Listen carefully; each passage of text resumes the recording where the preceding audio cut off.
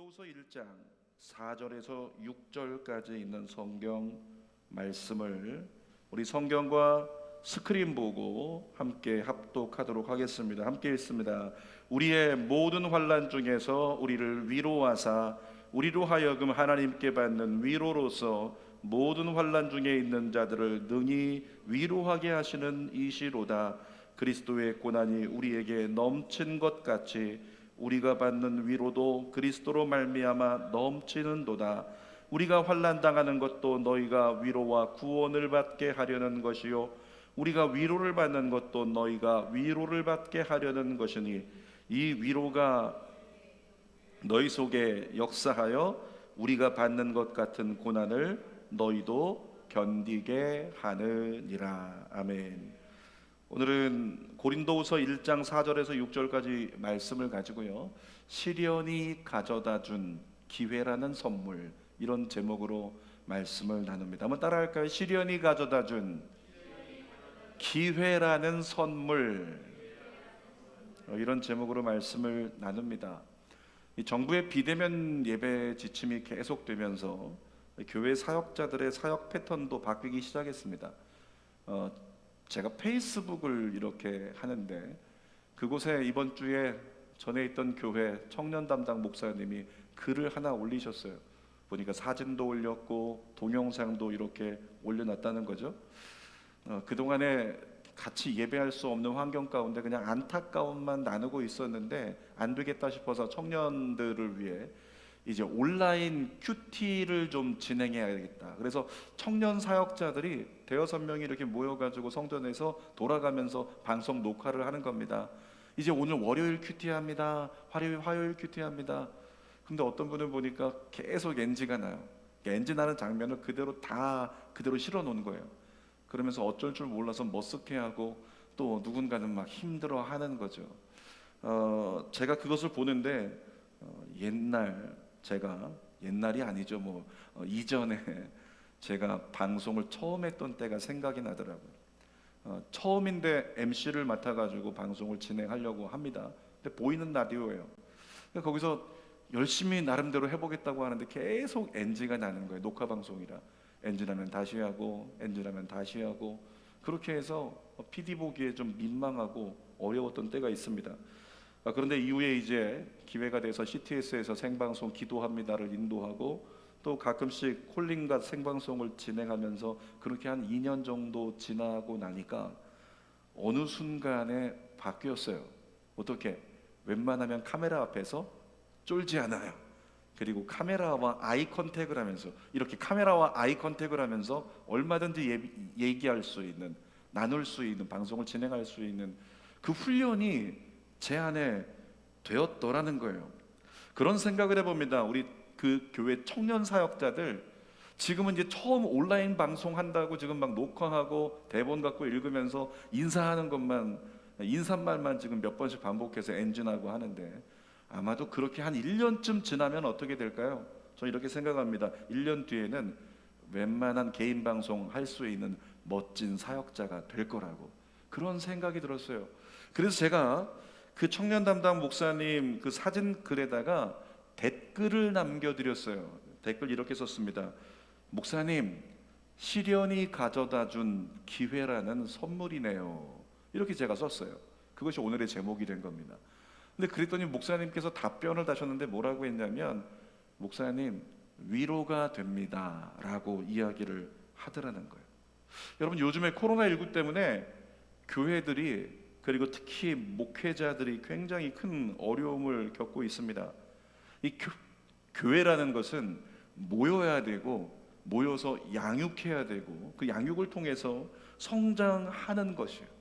그런데 교회가 모이지를 못하니까 양육을 하지 못합니다. 교제를 하지 못합니다. 그러니까 교회가 더 이상 성장을 멈추고 그렇게 아둥바둥거리며 힘겨운 시절을 보내고 있다는 거예요. 유명한 교회 목사님들이야 담임 목사님 설교만 들어도 막 은혜가 되잖아요.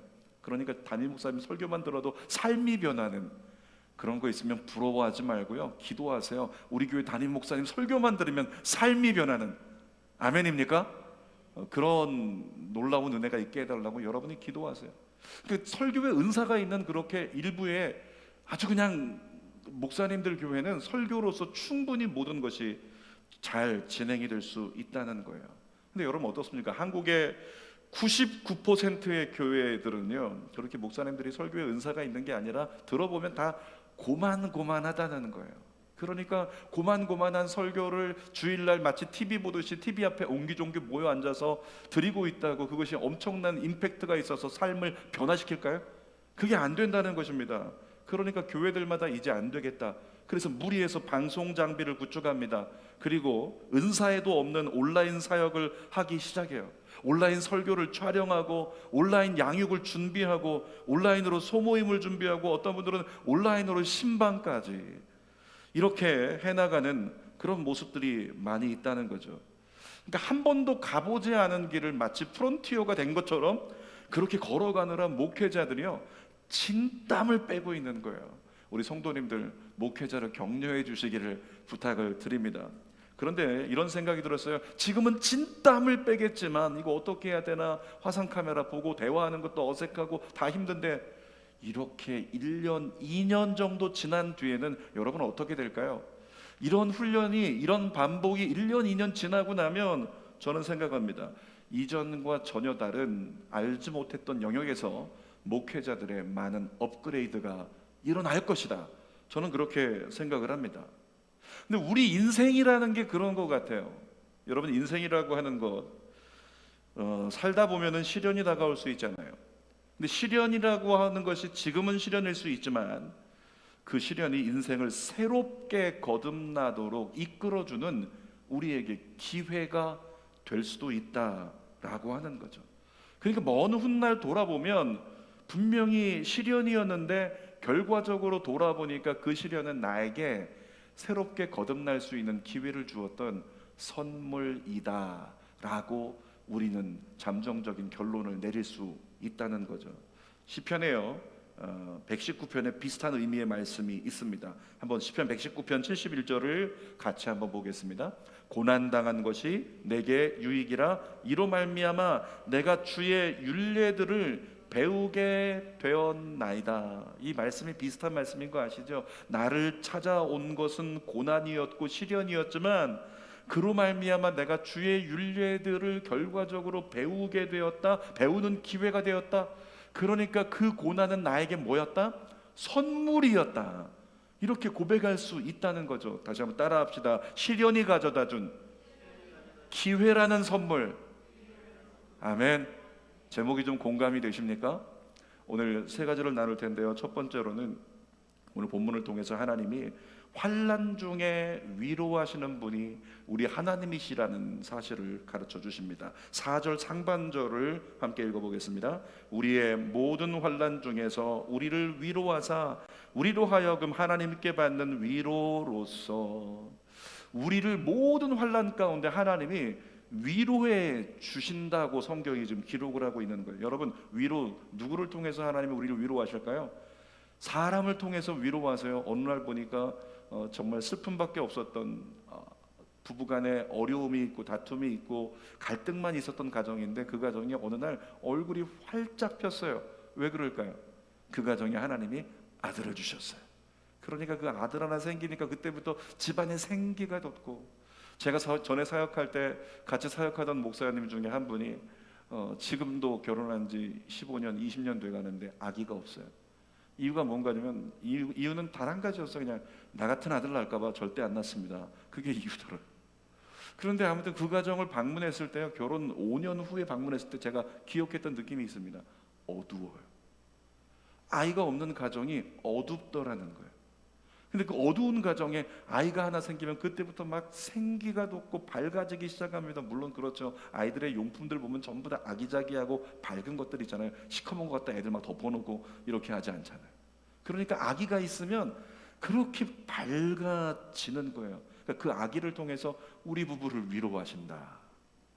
때로 누군가는 이렇게 성도를, 그렇게 새로운 성도를 만나거나 새로운 친구를 만나거나 누구를 만나는데 그 사람의 한마디가 나에게 그렇게 위로가 된다. 하나님은 사람을 통해서 우리를 위로하세요.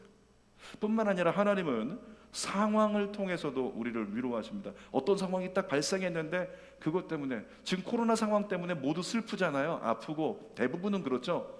코로나 상황 때문에요. 너무 감사한 분이 있어요. 너무 위로가 돼요. 이 코로나 정말 잘 왔다. 이렇게 생각되는 분이 있다는 거예요. 누굴까요? 상상이 가십니까? 누굴지? 신천지에서 빠져나온 그 자녀들의 부모님들이 그렇대요.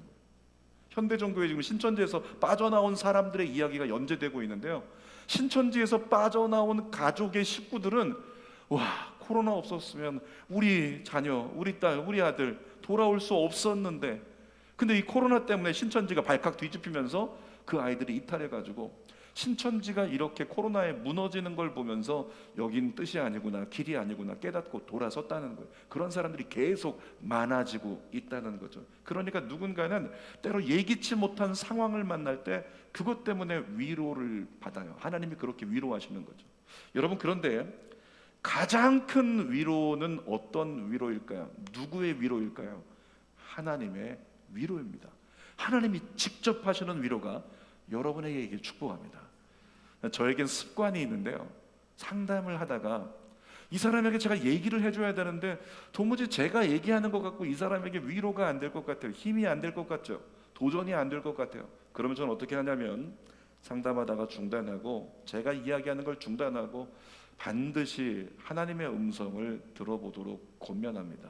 집사님, 하나님의 음성을 한번 우리 들어봅시다. 그렇게 이야기를 해요. 왜 그렇게 하냐면 하나님은 오늘 지금 4절 상반절에서도 하나님이 반드시 자기 백성을 위로하신다는 말씀인데, 하나님은 자기 새끼를 반드시 환난 중에 위로해 주십니다.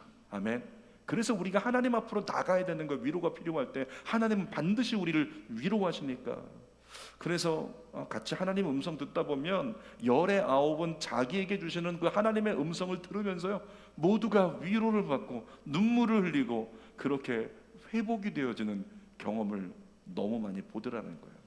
제가 전에 여름에 고등부 수련회 강사로 다른 교회 간 적이 있었는데요, 강사로 갔으니까 나름대로 아이들에게 은혜를 끼쳐야 되잖아요. 그래서 이제 말씀을 전하면서 나름대로 부모님의 사랑에 대해서, 얘들아 감동 좀 해봐. 전 그때까지 착각했어요. 얘들이, 청소년 애들이 말로 잘 설득하면 부모님에게 감동되는 애들이라고. 그건 착각이었어요. 그게 아니더라고요. 근데 청소년 애들에게 부모님의 사랑에 대해서 한참을 설교했는데 얘들이 감동이 없는 거예요. 그래서 제가 설교 후에 고민하다가 어떻게 했냐면 집단 하나님의 음성 듣기를 했습니다. 얘들아 전부 다 노트 꺼내. 그리고 이렇게 하나님의 음성 듣는 거야. 하나님의 음성 들어보자. 그리고 이제 아이들이 끄적끄적해가지고 하나님의 음성을 기록을 한 것을 제가 앞에 있는 아이들부터 마이크를 건네주면서 대표적으로 한 10명 정도 이렇게 읽게 했어요. 정호라고 하는 남학생이 있었는데 고1입니다. 이 학생이 하나님께 뭐라고 얘기했냐면, 부모님에 대해서 하나님께 얘기해봐. 제가 이렇게 얘기했거든요. 그러니까 이 아이들이 이렇게 썼어요. 하나님, 저는 아빠 엄마가 너무 싫어요. 제 앞에서 툭 하면 큰 소리 내며 싸우는 아빠 엄마가 정말 싫어요. 그렇게 다투면서 교회는 왜 다니는지 모르겠어요. 그냥 집을 나가버리고 싶어요. 가끔은 이대로 죽어버렸으면 좋겠다는 생각이 들어 무섭기도 해요. 이렇게 고1짜리 남학생이 쓴 거예요. 그리고 나서 이제 하나님의 음성을 기록을 하는데 이렇게 썼습니다. 사랑하는 정호야, 부모님의 불화 때문에 아파하는구나. 내가 너를 위로해 주기를 원한다. 사랑하는 정호야, 아빠 엄마가 잘 지내는 모습을 보고 싶은 너의 마음을 내가 안다. 내가 도와줄 테니 정호, 네가 아빠 엄마에게 힘이 되어 주어라. 사랑하는 정호야, 내가 널 도와줄게. 내가 아빠 엄마를 회복시켜 줄게. 날 믿고 날 따라와라. 이와 같이 하나님의 음성을 기록하고 읽은 거예요. 나중에 소감을 물어보니까 뭐라고 얘기를 하냐면, 하나님이 저를 위로하기를 원하신다고 그렇게 자기가 쓰고 읽었던, 정호야 내가 널 위로하기를 원한다, 그 한마디가 위로가 됐다는 거예요. 그래서 아이가 예배 끝나고 괜찮아져가지고 엄마 아빠를 위해서 노력해 볼게요. 그러면서 예배 끝나고 저 기다렸다가 저에게 기도해달라고 이렇게 부탁하고 올라가더라고요. 사랑하는 여러분, 하나님은 환난 중에 여러분을 위로하십니다. 그러므로 주님 가까이 머물러서 우리가 해야 될 것이 있다면 우리를 위로하시는 분이 하나님이시기 때문에, 그리고 직접적으로 우리를 위로할 수 있는 분이 하나님이시기 때문에 우리는 하나님 가까이 더 나가야 되고, 그리고 하나님의 음성에 귀를 기울여야 되는 것입니다. 가장 쉬운 방법이죠. 매일매일 성경을 읽으세요. 성경은 무엇이냐면 자기 백성을 향한, 자기 자녀를 향한, 저와 여러분을 향한 하나님의, 중요한 건 세 글자예요. 실시간, 아멘. 실시간 러브레터예요. 성경은 살았고 운동력이 있어서 실시간으로 우리를 위로하시고 격려하시는 우리를 향한 러브레터라고 하는 거죠. 여러분, 그러므로 환난이 다가왔다고 절망하지 마십시오. 그 환난으로 인해서 어쩌면 우리는 하나님께 직접, 환난 중에 있는 자기 백성을 돌보시니까 환난 중에 우리는 어쩌면 하나님께 직접 위로를 받을 수 있는 기회가 우리에게 주어진 거죠. 그런 면에서 볼 때 환난은 우리에게 선물이 될 수 있다는 것을 깨닫습니다. 자, 두 번째로요, 환난 중에 우리를 훈련하시는 하나님을 우리에게 보여주십니다. 하나님 우리를 어떻게 훈련하실까요? 환난 가운데 하나님의 대리자로서 우리를 훈련하세요. 하나님의 대리자가 우리가 될 수 있도록 훈련하신다는 거예요. 4절 말씀을 다시 한번 읽어보겠습니다. 우리의 모든 환난 중에서 우리를 위로하사 우리로 하여금 하나님께 받는 위로로서 모든 환난 중에 있는 자들을 능히 위로하게 하시는 이시로다. 여러분, 무슨 말씀인지 아시죠? 하나님은 환난 중에 우리를 위로하셔서 우리가 하나님의 대리자로서 이제는 어려움, 환난 가운데 있는 사람을 위로하는 자가 되게 우리를 사용해 주신다는 거예요. 근데 이사야 말씀에 보면 이사야 40장 1절에요, 그리스도인을 향한, 하나님 백성을 향한 하나님의 사명이 있죠. 읽어보겠습니다. 너희의 하나님이 이르시되 너희는 위로하라, 내 백성을 위로하라. 어떤 사람은 이 성경 구절을 읽으면요, 내 백성을 위로하라 그러면 교인들만 위로하라는 건가, 이렇게 착각하는 사람들이 있습니다. 그렇지 않습니다. 우리 하나님께는 모든 사람이 다 하나님 백성이에요. 돌아올 가능성이 있는, 아직 잃어버린 영혼, 믿지 않는 자, 다른 종교를 가지고 있는 자도 하나님께 돌아올 수 있는 하나님의 백성입니다. 근데 그들을 향해서 하나님께서 그리스도인들에게, 이스라엘에게, 오늘 이 자리에 있는 저와 여러분 영적 이스라엘 교회를 향해서 뭐라고 말씀하세요? 내 백성을 위로하래요. 세상을 향한 그리스도인의 사명이 있는데요, 하나님께 받은 위로의 힘으로 우리는 하나님께 위로받죠. 그리고 나서 그 위로로 너희가 세상을 위로하기를 원한다. 이것이 교회를 향한 하나님의 사명이라고 하는 거예요. 여러분, 한국 교회 역사를 보면요, 6.25 전쟁 이후의 교회는 어떤 단체보다도 사회를, 세상을 가장 많이 위로하는 공동체였습니다. 교회 가면 위로받았어요. 교회 가면 힘을 얻고, 교회 가면 사랑받고, 교회 가면 살 수 있었습니다. 그리고 교회들은 날마다 소외된 이웃들을 돌보았다라고 하는 것입니다. 그런데 언젠가부터 사회적인, 경제적인 발전과 더불어서 이 나라가 살기 윤택해졌는데, 그러면서 한 가지 사라진 게 있습니다. 이제는 교회들이 개교의 이기주의에 묶여서 교회만을 위한 교회가 되어버리기 시작했다는 거죠. 화려한 건물과 좋은 프로그램으로 그냥 교회의 교인들만을 위한 교회 만들기에 온 힘을 쏟은 것이 근대 한국교회의 모습이 아닌가, 그렇게 돌아볼 수 있다는 거예요. 근데 초대교회, 초대 한국교회는요, 그런 공동체가 아니었습니다. 금요일에 어떤 신문에 보니까 보도가 있었는데, 한 교단이, 기독교 한 교단이 다음 주일인 20일부터 정부의 지침과 상관없이 대면 예배를 시작하라, 이런 지침을 내렸대요. 물론 온라인 예배가 더 이상 길어지면 신앙이 무너져 버릴 수 있다는 것 잘 알고 있습니다. 그래서 한시라도 빨리 대면 예배가 드려져야 한다는 것, 거기에 저도 찬성합니다. 여러분, 그리고 우리는 안전하게 예배드릴 준비와 각오가 되어 있습니다. 그럼에도 불구하고 현재 어떻습니까? 사회 인식이 너무 좋지 않습니다. 교회 가는 사람을 바이러스 취급합니다. 사회를 위로해야 될 사명을 가진 교회가 사회에 불안을 끼치는 요소가 되고 있는 지금 현실이라는 것, 우리가 부인할 수 없다는 것입니다. 그렇다고 교회가 사회를 탓할 것도 아니고요, 그렇다고 교회가 너무 위축될 것도 아니라고 생각합니다. 다만 어떻게 하면 교회가 다시 한번 이 사회를 위로할 수 있는 공동체가 될 수 있을까? 이 고민이 교회 안에 필요하다고 하는 거죠. 어떻게 하면 내 백성, 이 민족을 어떻게 하면 교회가 다시 위로할 수 있을 것인가, 이 고민을 해봐야 한다는 거예요. 근데 여러분, 오늘 4절 말씀에 읽었던 것처럼 어떻게 해요? 하나님께 받은 위로가 있어야 세상 가운데 환난당한 자를 위로할 수 있는, 거기까지 갈 수 있잖아요. 그러니까 교회에 필요한 게 뭐냐면, 사회를 다시 한번, 이 사회를 위로하는 공동체가 되고자 한다면 교회가 누구에게 위로를 받는다? 하나님께 위로를 받아야 된다는 거예요. 하나님으로부터 우리 교회가 위로가 받아지는 공동체로서 회복이 있기를 주님의 이름으로 축복합니다. 다른 방법 없습니다. 성경에 이야기하는 것은 하나님의 위로를 받으려면 하나님을 만나는 것이고 하나님의 음성을 듣는 것인데, 그러면 말씀과 기도로 하나님과 동행하면서 교회는 하나님께 직접 위로를 받아야 되는 거예요. 그리고 하나님께로부터 받은 그 위로의 힘으로써 환난 가운데 있는 세상을 다시금 위로하는 교회가 되는 것, 어쩌면 이것이 이 시대 가운데 하나님께서 우리에게 주시는 새로운 미션이 아닌가, 이런 생각을 해봅니다. 다시 한번 4절 읽어볼까요? 우리의 모든 환난 중에서 우리를 위로하사 우리로 하여금 하나님께 받는 위로로서 모든 환난 중에 있는 자들을 능히 위로하게 하시는 이시로다.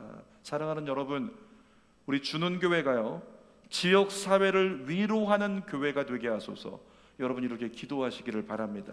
그리고 섬길 수 있도록, 이 지역 사회를 섬김으로 위로할 수 있도록 우리의 마음을 모아서 함께 기도하고 고민할 수 있는 앞으로의 시간들이 되어졌으면 좋겠습니다. 이 코로나19라고 하는 시간이 우리에게 환난인데요, 이 환난을 통해서 저는 이렇게 생각합니다. 하나님이 지금 교회와 목회자와 성도들을 훈련하고 계신다고요. 저는 하나님께서 하나님의 위로를 경험할 수 있는 기도의 골방으로 현재 교회들을 몰아넣고 계시다고 저는 그렇게 믿습니다.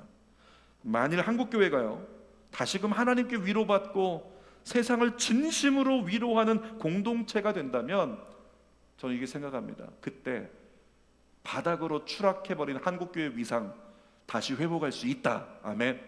정말 그날을 속히 보기를 원합니다.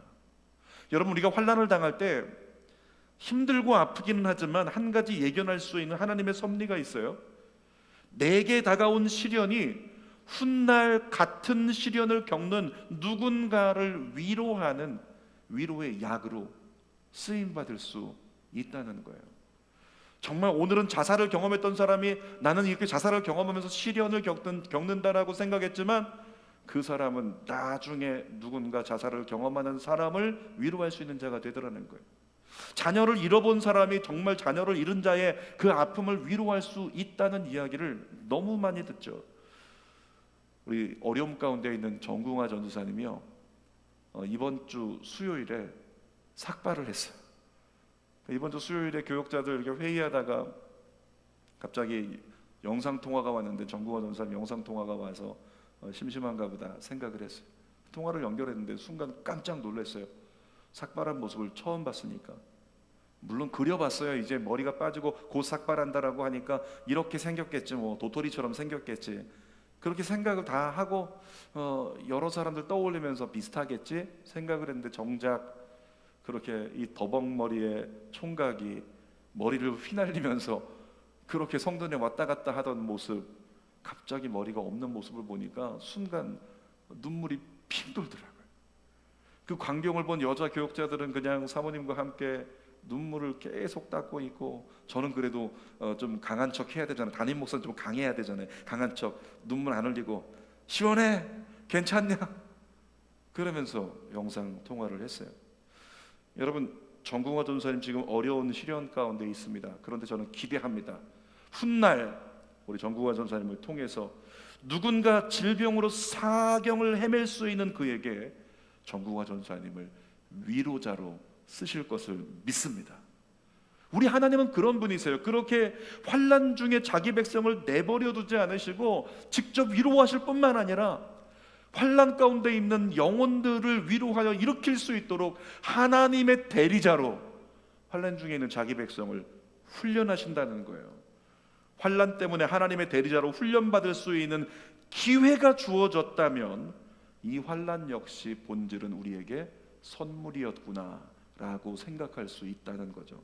세 번째, 우리가 마음 가운데 새겨야 될 말씀이 있습니다. 무엇일까요? 따라하겠습니다. 환난은 환난으로 끝나지 않는다.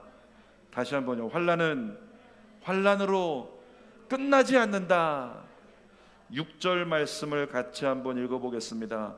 우리가 환난 당하는 것도 너희가 위로와 구원을 받게 하려는 것이요 우리가 위로를 받는 것도 너희가 위로를 받게 하려는 것이니 이 위로가 너희 속에 역사하여 우리가 받는 것 같은 고난을 너희도 견디게 하느니라. 바울이 외치는 것을 6절을 쉽게 말하면 이겁니다. 환난은 환난으로 끝나지 않는다. 반드시 너희가 위로와 구원을 받을 것이다. 그리고 다가오는 고난을 잘 견디게 될 것이다. 사도 바울이 그렇게 이야기하고 있는 거예요. 여러분, 환난이라고 하는 것은요, 환난이 두려운 것은 환난 그 자체가 힘들기 때문이기도 하지만 그 환난이 나로 하여금 이제껏 지켜온 것을 포기하게 할까봐 그게 두려운 거예요. 이제껏 내가 믿음 안에 잘 지켜왔어요. 나름대로 믿음 있는 사람이라고. 근데 환난이 감당할 수 없는 환난이 다가올 때 내 믿음 지켰던 거 다 무너져 버릴까봐 그것이 우리에게 두려움이 된다는 거죠. 사랑하는 여러분, 그런데 기억하십시오. 우리 하나님이요, 환난 가운데 절대로 저와 여러분을 내버려 두지 않습니다. 반드시 우리를 환난 가운데 건져 주십니다. 시편 34편 19절에 이런 말씀이 있어요. 의인은 고난이 많으나 여호와께서 그의 모든 고난에서 뭐라고요? 건지시는 도다. 의인은 뭐가 많대요? 고난이 많대요. 따라합시다. 의인은 고난이 많은 게 정상이다. 왜 그래요? 성경에 써 있잖아요. 의인은 고난이 많다고 써 있잖아요. 여러분, 예수 믿는 우리는 모두 다 상태적으로는 죄인이에요. 잘 구분하세요. 상태를 보니까 나의 지금 현재 상태는 죄인스러워요. 그러니까 상태적으로는 우리는 죄인이지만 신분적으로는 어떨까요? 신분적으로는 이미 구원받은 하나님의 자녀가 되었어요. 이미 의인이라는 거죠. 그래서 주는 교회에서 그렇게 나는 부끄럽지만 확실한 의인입니다 라고 고백하는 이유가 상태적으로는 여전히 죄인, 어떻게 내가 의인이라고 볼 수 있을까? 그렇게 말할 수 없는 상태적으로는 여전히 죄인, 그래서 부끄럽지만 그러나 신분적인 진리에 명시된 그 메시지는 뭐라고요? 우리는 확실한 의인입니다. 예수 믿은 저와 여러분들이 의인이라고 하는 것은요, 의인은 고난이 많다고 했으니까 우리 고난 많은 의인, 그러면 이 코로나19 상황 가운데 교회가 고난을 겪는다? 그거 이상한 일이 아니겠죠. 교회가 고난을 겪는 것은 어쩌면 성경을 통해서 볼 때는 자연스러운 일이라고 하는 거예요.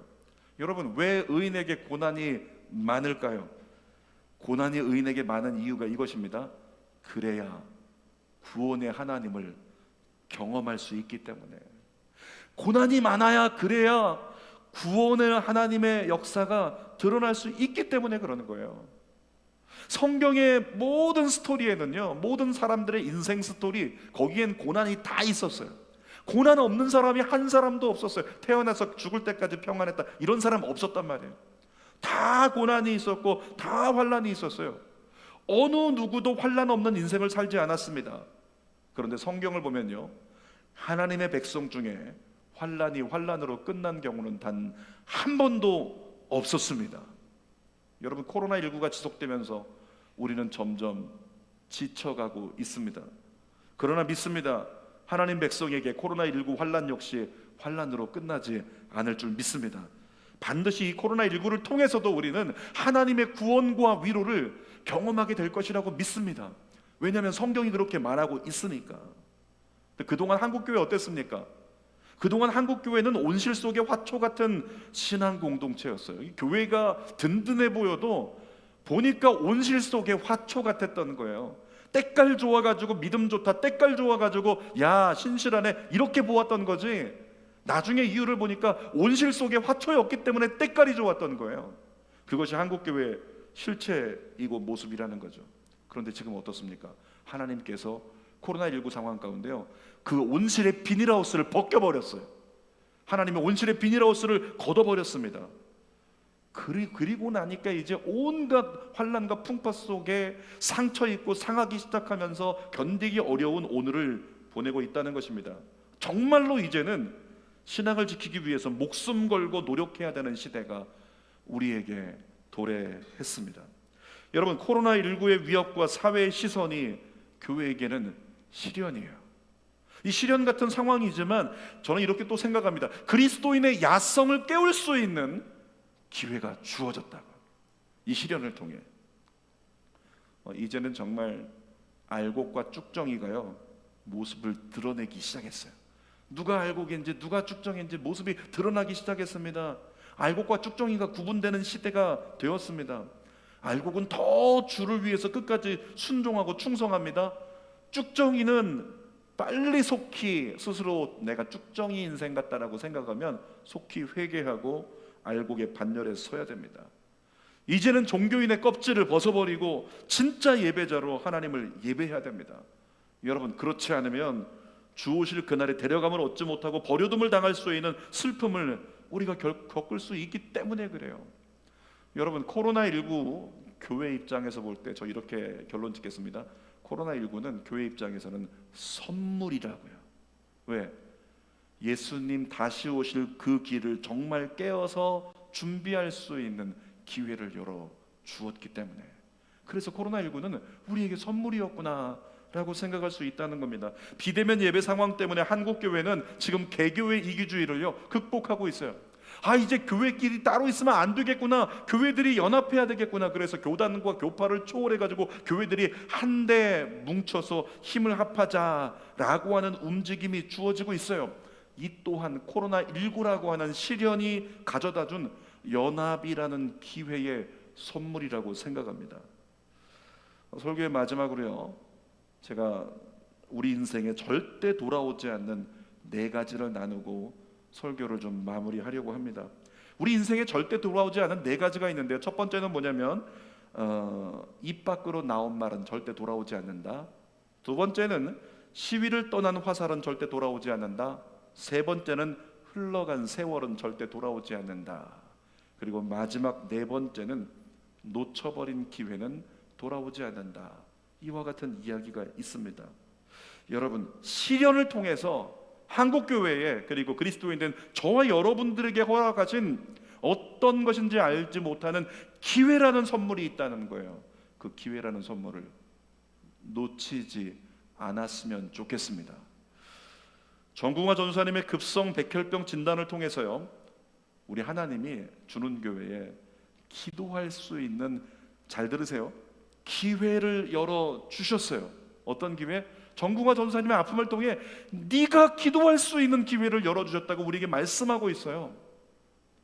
어떤 한 L 집사님이 저에게 이렇게 그 단톡방의 댓글에 글을 남긴 거 보니까 이렇게 썼더라고요. 정궁화 전사님 덕분에 더 힘내게 되었습니다. 빚진 자로 더 기도하겠습니다. 정궁화 전사님의 시련이 우리 성도들 가운데 누군가에게는 더 힘낼 수 있는 기회의 선물이 된 거예요. 그리고 더 기도할 수 있는 기회의 선물이 된 거예요. 여러분 어떻습니까? 이 이야기를 듣는 여러분 어떻습니까? 기도하고 있습니까? 기도할 수 있는 기회를 열어주셨는데 그 기회 붙잡고 있습니까? 기회 놓치지 마십시오. 비대면 예배 상황을 통해서 하나님은 예배의 소중함을 느낄 수 있는 기회를 우리에게 열어주셨어요. 그러니까 지금 비대면으로 예배를 드립니다. 온라인으로 예배를 드리고 있어요. 근데 어떤 집사님이 저에게 문자를 보냈는데요, P 집사님의 문자를 제가 읽어드릴게요. 목사님, 교회 갈 수 없는 것이 너무 슬퍼서 TV 앞에 앉아서 예배 전 30분 동안 기도합니다. 그동안 얼마나 노력 없이 공짜로 예배드리고 공짜로 은혜를 경험했는지 회개가 됩니다. 요즘은 온라인이지만 예배 때마다 눈물로 예배를 드려요. 목사님 힘내세요. 우리 성도께서 보내주신 문자예요. 예배 드릴 수 없는 상황이 너무 슬퍼가지고 예배 30분 전에 TV 앞에 앉아서요, 거기서 기도한대요. 어쩌면 그에게는 비대면 예배 상황을 통해서 예배가 얼마나 소중함을 느낄 수 있는 기회를 잡은 거예요. 예배 드릴 수 없는 환경은 시련인데 그 가운데 예배의 소중함을 진짜 깨닫고 제대로 예배할 수 있는 기회를 그는 잡았고 그에게 열어주셨다는 거죠. 여러분 어떻습니까? 온라인으로 예배드리고 있는 우리 어떨까요? 주어진 상황 가운데 똑같이 그 기회를 붙잡고 있습니까? 설교의 결론입니다. 잊지 마십시오. 우리가 힘들어하는 오늘은 시련이 가져다준 기회라는 선물이 될 수 있다는 사실 절대 잊지 않으셨으면 좋겠어요. 여러분, 특별히요, 이 코로나19 시즌에 하나님이 주신 기회라는 선물이 있는데, 가정이 재단으로 드려지는 기회를 선물로 열어주셨어요. 그래서 이때 어느 때보다도 우리 가정이 기도의 재단 되도록 노력하고 애쓰는 저와 여러분 다 되기를 주님의 이름으로 축복합니다. 그래서 광고한 것처럼 이번 주부터는 매일 가정재단이 여러분에게 쌓아지기를 소망하는 마음으로 일주일 동안에 정말 연습하고 훈련할 수 있는 가정재단 쌓기 시간을 여러분들에게 공포해 드릴 것입니다. 이 시간에 한번 설교 마치기 전에 우리 잠시 결단했으면 좋겠어요. 목사님, 제가 하루에 우리 가정 정말 5분 이상 기도의 재단을 쌓고 예배의 재단을 쌓는 가정 되겠습니다. 여러분, 가정 예배라고 하는 거요, 형식 갖춘 멋진 예배도 드릴 수 있겠지만 그냥 가족들이 모여서 5분 기도해도 가정 재단이에요. 아니, 가족이 없으면 대표해서 나라도 가족의 이름으로 5분 이상 무릎 꿇고 하나님께 예배할 수 있으면 그것이 가정의 재단이라는 거죠. 눈을 감아 보시기 바랍니다. 그리고 여러분들 가운데 하나님, 오늘 이후에 정말 매일매일 5분 이상 가정의 재단을 쌓겠습니다, 가정의 예배와 기도의 재단을 쌓겠습니다. 그런 분들 한번 가슴에 손을 얹어 보시기 바랍니다. 가정에서도 한번 가슴에 손을 얹어 보세요. 혹시 온라인으로 이 방송을 다른 시간에 듣는 분들도 가슴에 한번 그런 분 계시면 손을 얹어 보세요. 살아계신 아버지 하나님, 시련이 가져다준 기회라는 선물이 우리에게 너무 많습니다. 코로나19로 말미암아 특별히 우리에게 가정재단을 쌓을 수 있는, 가정재단이 이렇게 주일마다 쌓아져 갈 수 있는, 철야 예배를 드리면 철야 예배 때 가정재단이 쌓아지는, 또 수요 예배를 드리면 수요 예배 가정재단이 쌓아지는 놀라운 은총이 우리에게 임했습니다. 살아계신 아버지 하나님, 이와 같은 기회를 힘입어 가정재단이 주오실 그날까지 멈춰지지 않는 우리 모든 가정들 되게 하여 주시옵소서. 시련이 가져다준 기회라는 선물 놓치지 말고 그 가운데 하나님의 긍정적 은혜의 내일을 바라보며 믿음으로 주님과 동행할 수 있는 믿음의 종들 되게 하여 주시옵소서. 예수님의 이름으로 기도하옵나이다. 아멘. 우리 두 손을 가슴에 대고 이 찬양 드리면서 언제나 주님 찬양하겠습니다. 어제라도 주님을 찬양하겠습니다. 어떤 상황에도 우리 그 마음을 가지고 찬양 부르고 기도합시다.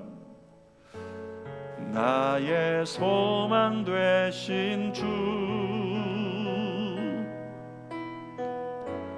주를 바라봅니다.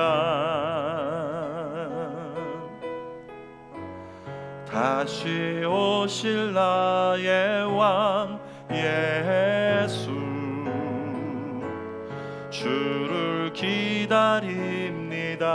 한 번 더 고백합시다. 나의 소망을 오직 예수께, 나의 소망 되신 주 하나님이 직접 우리를 위로하여 주시옵소서. 주를 바라봅니다.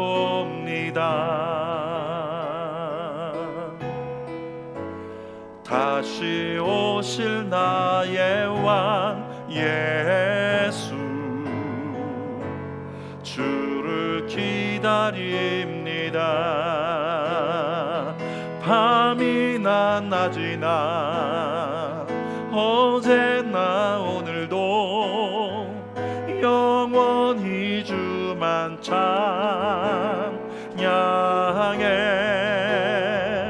괴롭고 슬플 때 낭망하여 넘어져도 언제나 주만 찬양하겠네. 밤이나 낮이나 밤이나 낮이나 어제나 오늘도 영원히 주만 찬양해.